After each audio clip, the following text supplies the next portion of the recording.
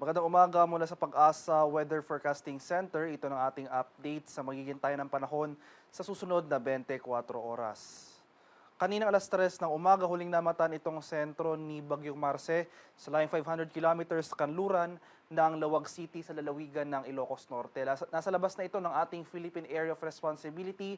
May taglay na lakas ng hangin na malapit sa gitna na umaabot ng 155 kilometers per hour at pagbugso na umaabot ng 190 kilometers per hour.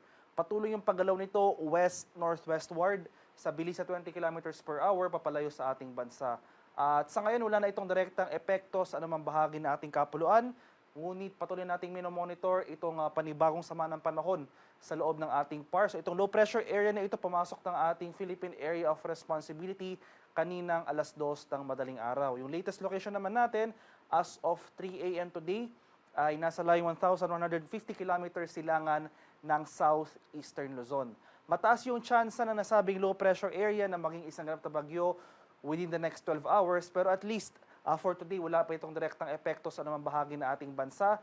Kaya for Metro Manila and most of the country, magpapatuloy pa rin itong maaliwalas sa panahon. Generally, fair weather conditions, nangangahulugan pa rin na may posibilidad pa rin tayo ng mga pag-ulan na dulot ng thunderstorms, especially sa hapon hanggang sa gabi. At may isa pang low pressure area tayo monitor sa labas naman ng ating Philippine Area of Responsibility. Latest location nito ay nasa layong 2,870 kilometers silangan ng northeastern Mindanao. Medium yung chance na nasabing bagyo medium yung chance na sabing low pressure area na maging isang ganap na bagyo sa mga susunod na araw.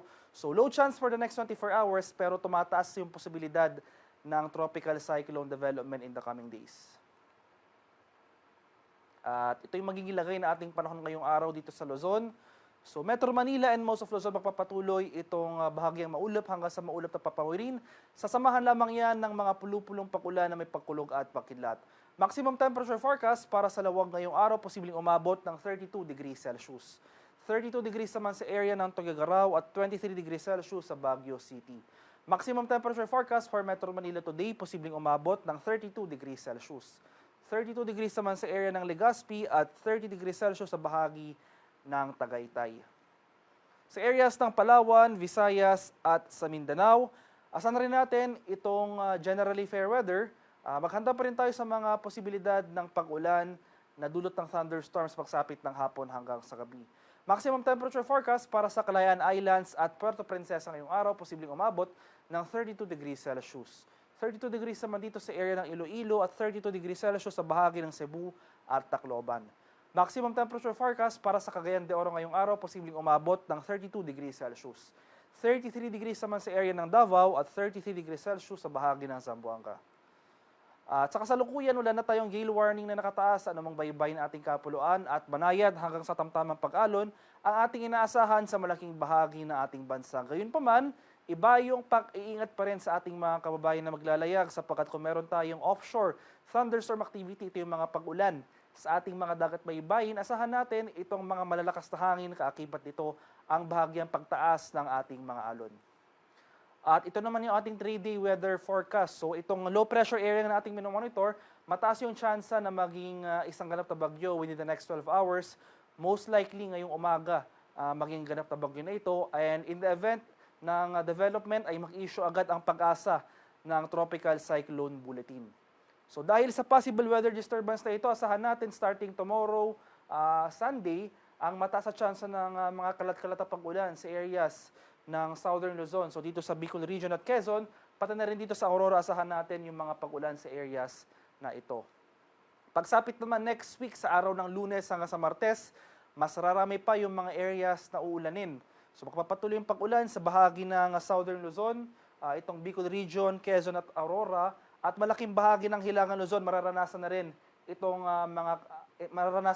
epekto nitong possible weather disturbance o yung possible bagyo early next week. So malaking bahagi ng Hilangan Luzon, mga rehiyon ng Cagayan Valley, Cordillera at Ilocos Region, magkada tayo sa mga posibleng banta ng pagbaha at pagguho ng lupa dahil inaasahan natin ang mataas sa tsansa ng pag-ulan early next week, dulot yan ng posibleng bagyo. At sa mga lugar na hindi nabanggit, magpapatuloy itong fair weather conditions at maganda pa rin tayo sa mga posibilidad ng isolated rain showers or localized thunderstorms. At yung haring araw dito sa Kamunilaan ay sisikat mamayang 5:54 ng umaga at lulubog naman mamaya sa karagdagang 5:25 ng hapon. At para sa karagdagang impormasyon tungkol sa ulat panahon, lalong-lalo na yung mga rainfall or thunderstorm advisory sa posibleng i-issue ng ating Pag-asa Regional Center sa ating mga lokalidad, ay follow kami sa aming social media accounts at DUST_Pag-asa. Mag-subscribe rin kayo sa aming YouTube channel sa DUST Pag-asa Weather Report at palaging bisitahin ang aming official website sa pag-asa.dust.gov.ph. At yan lamang po ang latest mula dito sa Pag-asa Weather Forecasting Center. Magandang umaga sa ating lahat. Ako po si Dan Villamil Lagulat.